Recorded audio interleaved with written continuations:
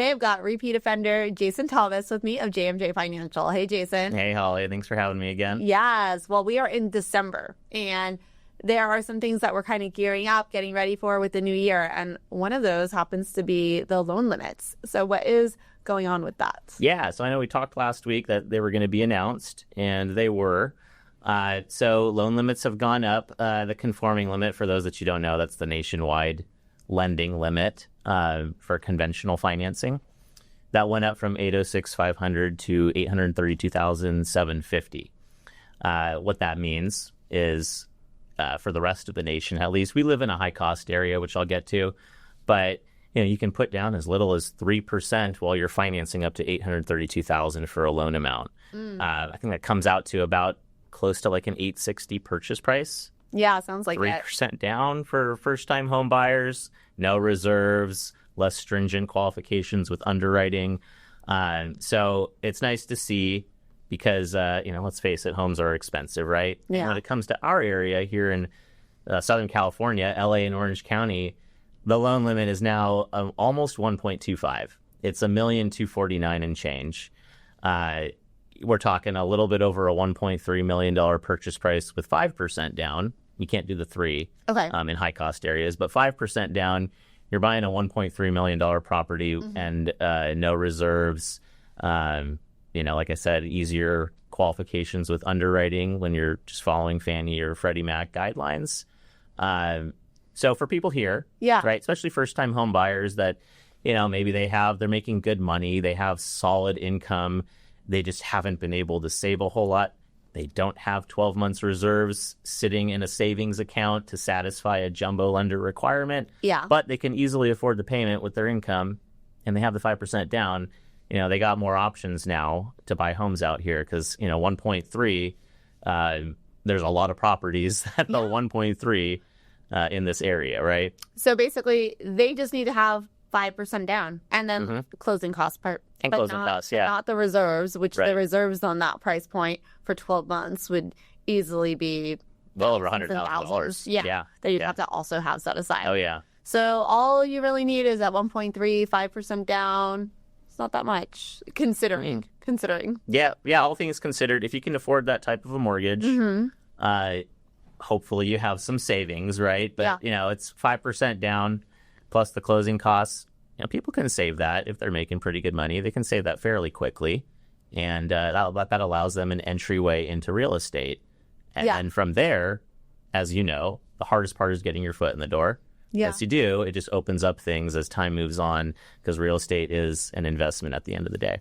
Yeah, I definitely think that getting your foot in the door is the biggest thing that stops people from getting ahead in real estate. So a lot of people that get to a certain point where they haven't been in the homeownership box, let's say, they just haven't, they keep looking at it and like wanting it, but then they wonder, well, how am I ever going to get there? And of course, it tends to be the thing that the older you get or the more friends you have that own, the more you want like the next level, but you really have to take each step at a time. Right. And most people don't stay in their first home forever. Like, it's not typically your forever home that you buy first. I don't even know how many people really would want to stay in a home forever that they buy when they're in their 20s or 30s.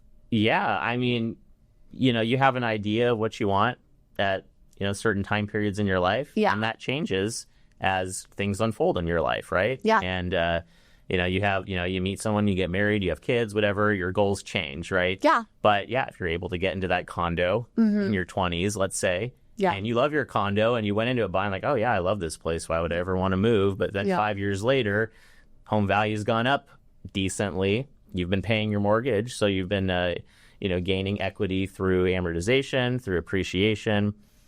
Now all of a sudden you've got a few $100,000 in equity. Yeah. And you have a family, let's say, you're ready to move up to the next step. Yeah. Yeah. And that probably wouldn't be possible otherwise unless you got into that condo in the first place. Oh, for sure. When I was 18, like when I knew everything, right? Like I thought I knew exactly what my dream house was, exactly where I wanted it. And typically life takes its turns. I mean, if I had bought my dream house first, it was on the East Coast. So that the whole trajectory of life would have changed. Right. I mean, it is nice to be able to have the flexibility. I think some people get a little bit turned off thinking that homeownership is so like confining and such a commitment. But actually, it does provide some, sense of financial freedom, Right. and just the ability to be able to like pivot and direct your life the way that you want it to go. Yeah. So, unless we have a really, really significant financial hurdle, typically, you're able to make your money work for you. Right. Now I noticed that like every year, because of course prices have been going up, the loan limits go up. Right. Do you happen to remember back like during the Great Recession, did those limits ever go down, or have they historically always gone up? They stayed at 417 for a very long time. Okay. 417 was the conforming limit, which it's basically double now at 832. Yeah. Right. It stayed for a long time at that level just because, home values crashed, right? And then it took a while for that to recover. And then once it did, we started seeing it, back in, I think it was 2017 maybe, was when they started to increase it again. Yeah. And it went up to the high fours and then into the 500s and 600. And then we saw it explode up, right? Because values after COVID went up so much. And here we are now. 800,000 was more than the high cost loan limit, is way more than the high cost loan limit was 7 or 8 years ago. Yeah. Right.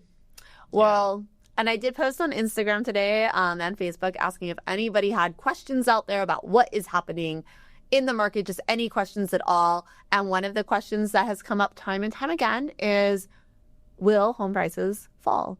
And what does your crystal ball say? Well, I think, if we're talking in our area specifically, because home values have already fallen in other parts of the country, right? Yeah. They really went up in certain states and way more than they should have probably. But like Southern California specifically is a pretty desirable area. Yeah. And it's really supply demand. So that's going to dictate it here. And there's a lot of people here with a lot of money. Yeah. Right. And thus far, we haven't really seen the shift where it's like way more supply than demand, right? There are more homes on the market this year than there were last year. So homes are taking a little bit longer to sell. Yeah. But I don't know, especially if interest rates continue to hopefully come down gradually, I don't know that we're going to see values drop a whole lot. Or crash, if you will, like a lot of people think might happen. Maybe we'll see some, little dips here and there in the market, but at least here, as long as there's enough demand, which thus far there is, I think it's still a pretty safe investment.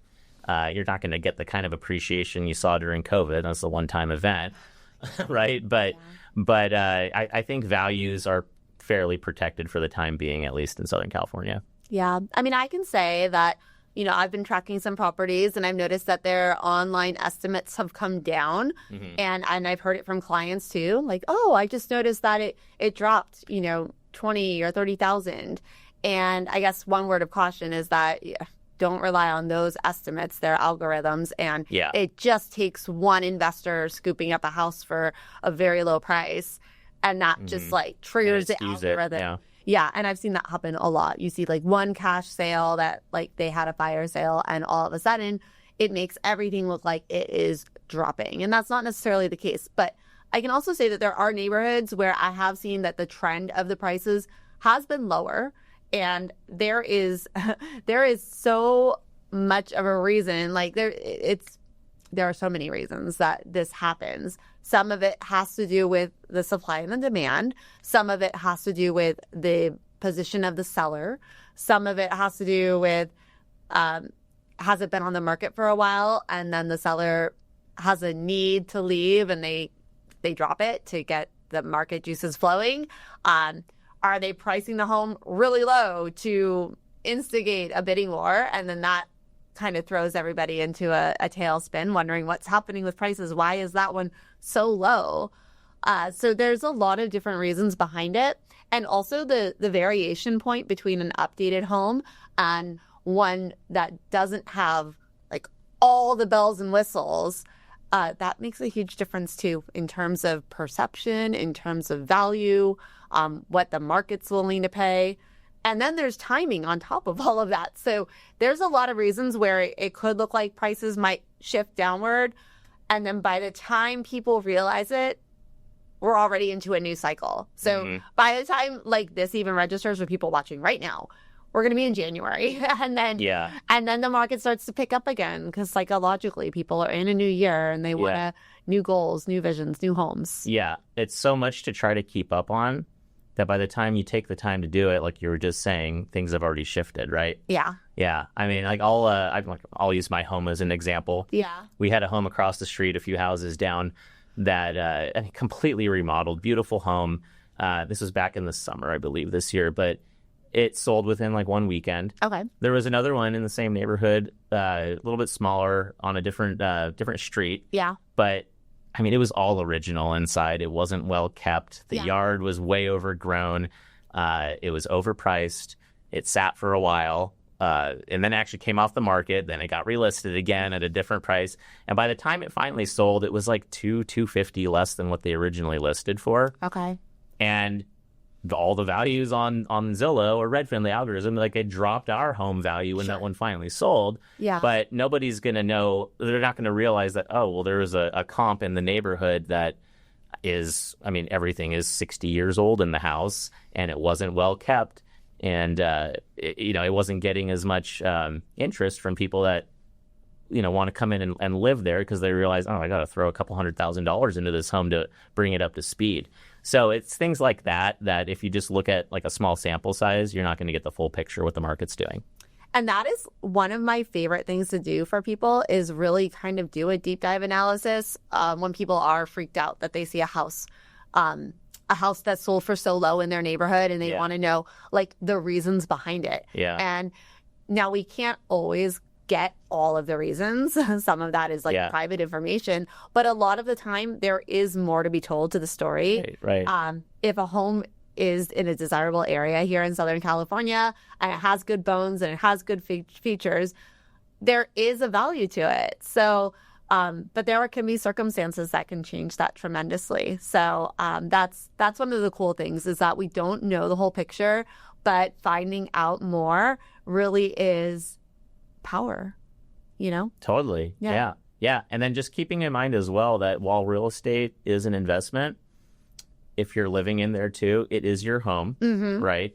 And that's something to be said for as well when it comes to like, am I really worried about the home value dropping $10,000 or $20,000? Yeah. If I buy it now versus 6 to 12 months from now, in the long term. Yeah. Right. Because it's not just about the money; it's also about your life, your home, the memories that you're building there, the location. All of that kind of comes into play when when it comes to whether or not something is truly a good investment.